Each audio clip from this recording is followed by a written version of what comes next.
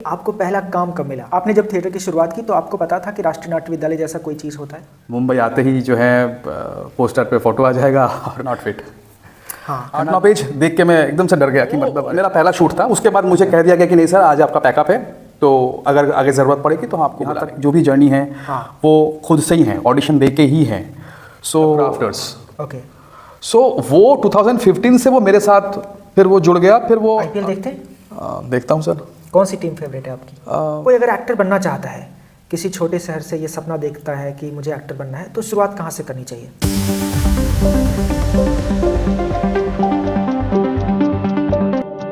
नमस्कार, मैं हूं अमरनाथ कुमार। स्वागत करता हूं अपने पॉडकास्ट में फिर एक बार। गेस्ट के तौर पर सुकांत रे हैं हमारे साथ इस बार। सर, कैसा लग रहा है आपको नेटफ्लिक्स पर आकर? अच्छा लग रहा है, क्योंकि हर एक्टर के लिए एक ड्रीम होता है कि इतना बड़ा प्लेटफॉर्म पे वो काम करें। तो सबसे पहले तो आपको बहुत बहुत शुभकामनाएं खाकी द बंगाल चैप्टर में thank you so much feature होने के लिए। जो सीरीज आपने की है उसके डायरेक्टर के बारे में बताएंगे आप? सर, इसमें 2 डायरेक्टर्स हैं, okay. Tushar Kanti Ray and Devatma Mandal. They both are genius. Okay. मतलब इतना ज़्यादा प्लान तरीके से इन लोगों ने एक एक सीन को शूट किया है कि इतना ज़्यादा होमवर्क है इनका। ये बहुत मतलब ये सबसे अच्छा मतलब था हम एक्टर्स के लिए। कि हर सीन से पहले डायरेक्टर्स पूछते थे कि एक बार डायरेक्टर कि आप एक बार लाइंस बोल के सुना, तो हम एक्टर्स उनको लाइंस बोलते थे। अच्छा। तो वो सुर को सुनता था, वो तो सुर को हाँ ओके नहीं थोड़ा सा ना इस तरीके से बोल, ओके चल शूट करते हैं। ओके।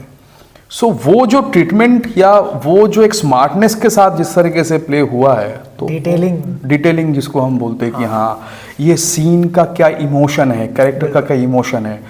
और सबसे अच्छी बात है कि डायरेक्टर जो है वो एक्टर को समझ रहे थे। बिल्कुल। मैक्सिमम जगह पे क्या होता है कि आप परफॉर्म तो करते हो, बट डायरेक्टर के पास छोटे जितने सारे एक्टर्स उनके लिए टाइम नहीं होता है जी। है ना। उनको सिर्फ मेन कास्ट के ऊपर मतलब मेन स्टार के ऊपर फोकस करना होता है, मेन कास्ट के ऊपर फोकस करना होता है। यहाँ पे था कि मतलब हर एक कैरेक्टर्स को जिस तरीके से ट्रीटमेंट मिला है या जिस तरीके से हमको वो सीन समझाया गया है, ब्रीफ मिला है, वो एक्टर के लिए काफ़ी वर्क किया। आप राष्ट्रीय नाट्य विद्यालय से हैं, NSD national school of drama. तो कोई अगर नेशनल स्कूल ऑफ ड्रामा में जाना चाहता है तो उससे पहले की प्रिपरेशंस क्या क्या होनी चाहिए? थिएटर करना पड़ेगा लगातार, और इसके लिए ऐसा कोई प्रावधान या ऐसा कोई पर्टिकुलर डेट ईयर टाइम नहीं है कि इतना प्लेस करना है, इतने समय तक करना है। आपको लगातार रंगमंच के साथ, थिएटर के साथ आपको जुड़ के काम करते रहना पड़ेगा, चाहे वो बैक स्टेज हो चाहे वो ऑन स्टेज हो। और उसमें सिर्फ ये नहीं कि आप सिर्फ एक्टिंग कर रहे हो, उसमें आप लाइट भी कर रहे हो, आप उसमें सेट भी देख रहे हो, उसमें आप प्रॉपर्टीज़ भी संभाल रहे हो। सब कुछ आपको मतलब एक टोटल पैकेज NSD को चाहिए कि हाँ आपके पास एक बेसिक नॉलेज हो, एक टीम के साथ काम करने के लिए आपके पास उतना एक्सपीरियंस हो। NSD में जाने से पहले आपने कितने सालों तक थिएटर किया? सर, मैंने 2003 से मैंने की थी। 2003 में स्टार्ट किया था, 2011 में आप NSD गए? नहीं सर, मैं 2003 से 2006 तक मैंने थिएटर किया। फिर मैं 2006 में मैंने फर्स्ट टाइम अटेंड किया मैंने NSD के लिए, तो फर्स्ट अटेम्प्ट मेरा हुआ नहीं। तो 2007 में मैं NSD प्रिपरेशन के लिए चला गया था हिमाचल में। एक इंस्टीट्यूट है हिमाचल मंडी में जी। तो वो 1 साल का रेजिडेंशियल कोर्स है, मैंने वो पहले किया। उसके बाद 2007 से 2008 1 साल का कोर्स था वो। 8 में मैंने फिर से NSD के लिए ट्राई किया, तो 8 में मेरा सिलेक्शन हुआ, मैं 2011 को पास आउट हुआ। आपने जब थिएटर की शुरुआत की तो आपको पता था कि राष्ट्रीय नाट्य विद्यालय जैसा कोई चीज़ होता है? एकदम शुरुआत में तो इसके बारे में मालूम नहीं था। जब मैं थिएटर 1 साल लगभग कर चुका था, उसके बाद मुझे पता चला कि बहुत सारे एलुमनाइज हैं, लाइक इरफान खान, नवाजुद्दीन या पंकज कपूर, नसरुद्दीन शाह, सो दे आर फ्रॉम NSD। तो तब मुझे लगा कि अगर मुझे कुछ अच्छा करना है, मुझे कुछ डिटेल में सीखना है, मुझे अगर इसके अंदर घुसना है, तो मुझे कोई इंस्टीट्यूट में जाना पड़ेगा जहाँ मुझे कोर समझ में आएगा कि किस लेवल पे जाके, किस स्तर पे जाके आपको सीखना है। क्योंकि 3 साल में आपको बहुत एक्सप्लोर करने के लिए एक प्लेटफॉर्म मिलता है। आपको दुनिया भर के बहुत बड़े बड़े डायरेक्टर्स, टीचर्स वहाँ पे आते हैं पढ़ाने के लिए। सो तब से मन में था कि मुझे जो है मुझे NSD क्रैक करना ही है। ओके, तो आप 2011 में जब आप NSD से निकले, यानी कि अपनी पढ़ाई पूरी की, उसके बाद सीधा मुंबई आ गए थे? जी, मैं 22 डेज़ घर पे था, बहुत बेचैनी थी। अच्छा। मुझे लग रहा था कि बस अब तो बन गया, मुंबई आते ही जो है पोस्टर पे फ़ोटो आ जाएगा और सारे प्रोड्यूसर्स, डायरेक्टर्स जो हैं मुझे लेने के लिए बैठे हुए हैं, फिल्म रुकी पड़ी हुई है, जो सबको होता है। तो जब आप मुंबई आए तब शुरुआती अनुभव कैसा रहा?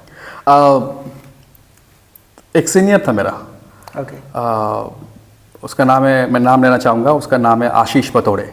ओके। सो वो मेरा 1 साल सीनियर है, 2010 पास आउट है। तो वो कांदीवली में उस समय रहता था। तो अच्छा। उसने मुझे, मैं ऑटो से निकला, उसने मुझे रिसीव किया ओके। और उसने कहा कि तू जब तक तेरा मन है तू मेरे साथ रहे। तो उसने मुझसे एक पैसा भी ना रहने के लिए ना खाने के लिए, मैं उनके पास 22 दिन रुका। कमाल की बात है। एक पैसा भी उन्होंने मुझसे नहीं लिया। तो अक्टूबर 2011 अक्टूबर 17 तारीख था वो। अच्छा, डेट भी याद है। हाँ, वो दिन बहुत खास होता है जब आप मुंबई में आते हैं, पहला कदम रखते हैं। वाकई हर एक्टर के लिए बहुत ही कमाल का क्षण होता है और अंदर एक अलग ही एक्साइटमेंट होती है और मुंबई टेस्ट करता है एक्साइटमेंट को। तो आपका टेस्ट किस तरीके से हुआ यहाँ पर? जैसे होता है सर शुरुआत में कि मतलब जो है आप घूम घूम के ऑडिशन देते हो। हाँ। मैक्सिमम टाइम तो यही हुआ शुरुआत के लगभग साल भर की, नॉक करो और नॉट फिट, हाँ, है ना। तो ये सुनने को मिला। एक टाइम के बाद वो मतलब वो आदत बन गई कि नॉक करूँगा, कोई दरवाज़ा खोलेगा और नहीं तो डांटेगा नहीं तो नॉट फिट बोलेगा और बोलेगा ये है मेल ID, मेल कर दीजिए। आपको पहला काम कब मिला? कितने दिनों के बाद जब आप मुंबई आए उसके बाद? लगभग साल भर होने को जा रहा था। मेरा एक बैचमेट है, उसका नाम है फैज़। ओके। तो फैज़ एक फ़िल्म कर रहा था। तो उसने, इंडिपेंडेंट फिल्म थी, जिस फिल्म का नाम मैं लेना चाहूँगा, उस फिल्म का नाम है बखरापुर। अच्छा। तो उसमें उसने डायरेक्टर से बात की, एक कैरेक्टर की रिक्वायरमेंट थी, पुलिस कॉप। अच्छा। तो उसने कहा कि 3-4 दिन का कुछ एक कैमियो था, कॉमेडी कैरेक्टर था। तो उसने मुझे कहा, उसने मुझे फ़ोन किया। तो उसका शूट हो रहा था कर्नाटका में। तो मैं चला गया यहाँ से बस पकड़ के। तो वो मेरा फर्स्ट शूट है। कितने पैसे मिले थे पहले शूट के लिए? 1000 रुपये। अच्छा, एक दिन का या मतलब? 3 दिन का शूट था। 3000 मुझे मिला था। Okay, okay. नहीं सॉरी सर, मैं थोड़ा गलत हूँ। उससे पहले मैंने एक दिन एक शूट के लिए गया था। एक्चुअली मुझे कहा गया था कि मेरा 3 दिन का शूट है। अच्छा। कोई पीरियडिकल, कोई जो सीरियल जो बनते हैं, उसमें मुझे कहा था कि सेनापति का कैरेक्टर है। वो बहुत फनी किस्सा है। ओके। कि मुझे कहा कि 3 दिन का काम है और सेनापति का कैरेक्टर है, बहुत अच्छा कैरेक्टर है। तो गुजरात बॉर्डर में शूट हो रहा था। अच्छा। तो लगभग 4 घंटे ट्रैवल करके जो है गाड़ी में बैठ के, तब भी गाड़ी से ले जाते थे वो? हाँ, ले गए थे मुझे, ठीक है अच्छा, ना। अभी भी ले जाते हैं? हाँ। तो 4-4.5 घंटे जाने के बाद जब मैं सेट पे पहुंचा, करीब 10, साढ़े 10 बजे या 11 बजे मेरे ख्याल से, उसके बाद वो मेरा सीन जो लगा वो लगा रात के 9 बजे। अच्छा। और मैं काफ़ी एक्साइटेड था कि मतलब वो मेरा लाइफ का फर्स्ट शूट था कि मैं कैमरा फेस करूंगा फर्स्ट टाइम। अच्छा। अच्छा। तो मैं सुबह से बोल रहा था कि मुझे स्क्रिप्ट दो कि अच्छा, याद कर लूँगा कितनी लाइंस होगी। हाँ। तो बार बार मुझे कहा गया कि हाँ सर, सीन से पहले आपको मिल जाएगा, डोंट वरी। तो 9 बजे अचानक एक एडी आता है वैनिटी में और कहता है कि सर आप जल्दी मेकअप कर लीजिए और मैं आपका सीन लेके आता हूँ। तो मुझे एक स्क्रिप्ट देके जाता है। ओके। तो बड़ी सी स्क्रिप्ट थी, 8-9 पेज। देख के मैं एकदम से डर गया कि मतलब अरे इतनी बड़ी स्क्रिप्ट है और मुझे लाइंस अभी याद करनी है, कैसे हो पाएगा। तो मैं बोला कि सर देख लीजिए, सर सेनापति है उसमें लिखा हुआ। तो मैं first page, second page, third page, fourth page, 7th page तक पहुंच गया। तो 7th पेज के आखिरी में लिखा है सेनापति और लाइंस थी, ए कौन हो तुम। ओके। तो ये मेरी लाइंस थी। तो वो बहुत मज़ेदार किस्सा है। वो मेरा पहला शूट था। उसके बाद मुझे कह दिया गया कि नहीं सर आज आपका पैकअप है, तो अगर आगे ज़रूरत पड़ेगी तो हम आपको बुला लेंगे। अच्छा, फिर बुलाए? फिर नहीं बुलाए। आपने कितनी फिल्में की हैं अब तक? सर 1 2 3। 3। हाँ। ओके। और अब तो वेब सीरीज़ का दौर चल पड़ा है। हाँ। तो वेब सीरीज़ में काम करके कैसा लगता है, और फिल्मों में काम करने का जो एक्सपीरियंस था उससे कितना अलग है वेब सीरीज़ में काम करना? मुझे जब मैं वेब सीरीज़ सुन रहा था लोग कर रहे हैं तो लगा था कि मतलब अलग होगा, बट जब मैंने प्रैक्टिकली दोनों मतलब फिल्म और वेब सीरीज़ जब दोनों में मैंने शूट किया तो मुझे कुछ पर्सनली मुझे कुछ खास डिफरेंस समझ में नहीं आया। हाँ, मतलब वेब सीरीज और फिल्में लगभग एक जैसी है, बस वो पर्दे पे आती है और वो OTT प्लेटफॉर्म पे आती हाँ, और उसका लेंथ ज़्यादा होता है। हाँ। है ना, कैरेक्टर्स बहुत उसमें ज़्यादा आपको मिलेंगे। मतलब मेरे हिसाब से शायद कहानी को कहने के लिए समय ज़्यादा हो जाता है वेब सीरीज में। आप कहानी को आराम से तसल्ली से कह सकते हैं। करेक्ट। सिनेमा में हमें 3 घंटे में ही कहना होता है। करेक्ट। जब आपने फैसला किया कि मुझे एक्टर बनना है, तो आपने फैमिली को कैसे बताया और कैसे कन्विंस किया, या फिर कन्विंस करना ही नहीं पड़ा? कन्विंस करने की ज़रूरत नहीं हुई, क्योंकि बंगाली जो फैमिलीज़ हैं उसमें क्या है कि बहुत आज़ादी है। अच्छा। कि आपको जो करना है करो, आपकी लाइफ है, आबाद होना है या बर्बाद होना है आपके हाथ में है। ओके। सो पेरेंट्स को कहा, मम्मी ने कहा कि बस ग्रेजुएशन कंप्लीट कर लो, उसके बाद जो करना है करो। हाँ, ग्रेजुएशन के बिना NSD में एडमिशन भी हाँ नहीं हो सकता है। कितने प्लेस कर लिए होंगे आपने अब तक? प्लेस तो सर बहुत मतलब काउंट नहीं कर सकते। हाँ, मतलब मैं शुरुआत तो मैंने कलकत्ता में 4 साल मैंने पहला प्ले कौन सा था, याद है आपको? हाँ, उस प्ले का नाम था रामनिधि। ओके। उसमें मेरा कैरेक्टर था एक लठेत का, वो डंडा लेके जो है अच्छा, ओके। जमींदार के घर पे जो खड़ा होता है। शुरुआत में सबको ऐसे ही कैरेक्टर मिलते हैं। तो मतलब मैंने जो किया था, मेरा पहला नाटक था जिस लाहौर ने देखा वो जमिया ही नहीं, और उसमें मैंने 2 कैरेक्टर किए थे। एक पहलवान के साथ सिराज, वो पहलवान के पीछे पीछे घूमता है। अच्छा। जहाँ भी पहलवान जाता है उसके साथ खड़ा होता है। पूरे प्ले में 2 घंटे के प्ले में मेरा 5 डायलॉग था, एक लाइन का। मैं तुमको मार दूंगा। सर मेरा तो कुछ था ही नहीं, मतलब 45 मिनट्स मैं स्टेज पे खड़ा हूँ, तो मुझे कहा था कुछ है नहीं, तो मैंने सोचा कि कुछ तो करना पड़ेगा। तो कुछ सीन में कुछ ऐसे बाहर से लोग आते थे, मतलब क्राउड। अच्छा। तो मैंने वहाँ पे इम्प्रोवाइज़ किया था, फर्स्ट मेरा इम्प्रोवाइजेशन था। अच्छा। हे हटो हटो। So this was my first improvisation on stage. Acting के अलावा भी कुछ करते हैं? सर 2015 में मैं जब सीरियल शूट कर रहा था, जो मैंने बोला लाइफ ओके में ड्रीम गर्ल। हाँ। तो उस समय उससे पहले मैं छोटा छोटा मतलब वर्कशॉप्स ले रहा था। अच्छा। कहीं पे वर्कशॉप्स अगर हो रही हैं तो मुझे किसी ने बोला कि वर्कशॉप ले लो, तो उसमें से ही कुछ स्टूडेंट्स, मैंने कहीं पे वर्कशॉप ली थी, तो उसमें कुछ स्टूडेंट्स मुझसे बाद में कांटेक्ट किया और कहा कि सर आपके साथ करना है। ओके। तो उन लोगों ने ही एक स्पेस रेंट पे लिया और फिर उन लोगों ने कहा कि सर आप बस आके पढ़ाओ हमें। अच्छा। है ना, शेयर करो। मैं बोला पढ़ा नहीं सकता हूँ, वो मेरे पास उतना एक्सपीरियंस बोलो मतलब तो था, बट ये योग्यता जो है ना पढ़ाने के लिए वो नहीं है। मैं एक काम कर सकता हूँ कि जो मैंने किया है वो मैं शेयर कर सकता हूँ आप लोगों के साथ। हाँ। तो 2015 से मैंने एक वर्कशॉप शुरू की। अच्छा। और उसका नाम रखा द क्राफ्टर्स। ओके। सो वो 2015 से वो मेरे साथ फिर वो जुड़ गया, फिर वो अभी भी मतलब जो है, फिर वो बाद में थोड़ा सा एक बड़े लेवल पे हम उसको लेके आए। Okay. तो 2015 से लेके 2025 मतलब जो है 25 चल रहा है, तो वहाँ तक जो है ये अभी द क्राफ्टर्स एक्टिंग स्कूल के नाम से वो, और यहाँ पे सारे NSDNs आते हैं, अलग अलग क्लासेस अलग अलग टाइमिंग पे चलती हैं, स्टूडेंट्स आते हैं और क्लासेस लेते हैं, साथ में थिएटर भी होता है, तो ये साथ में चल रहा है। तो ये कहाँ है आपका क्राफ्टर्स? ये अंधेरी वेस्ट में DN नगर जो मेट्रो स्टेशन है उसी के पास में ही हम लोग का इंस्टीट्यूट है। तो मैं और मेरे साथ 8 और कलीग हैं। Okay. टोटल 9 NSDNs हैं जो हम स्कूल में मतलब क्लासेस कंडक्ट करते हैं। ओके। तो जो भी स्टूडेंट यहाँ पर आएंगे उनको एक बेहतर क्लासरूम, बेहतर फैसिलिटी और बेहतर इन्वायरमेंट मिलेगा अभिनय को सीखने के लिए, और अच्छे गुरुओं से, अच्छे एक्सपीरियंस इंस्ट्रक्टर्स से। सही कह रहा हूँ मैं? तो मतलब अच्छा इसलिए है कि हम सारे एनएसडीएन से, तो हमको जो एनएसडी में हम लोगों को जो एक्सपीरियंस हुआ है, जो हमने सीखा है, हम वही चीज़ को एक्सप्लोर करते हैं।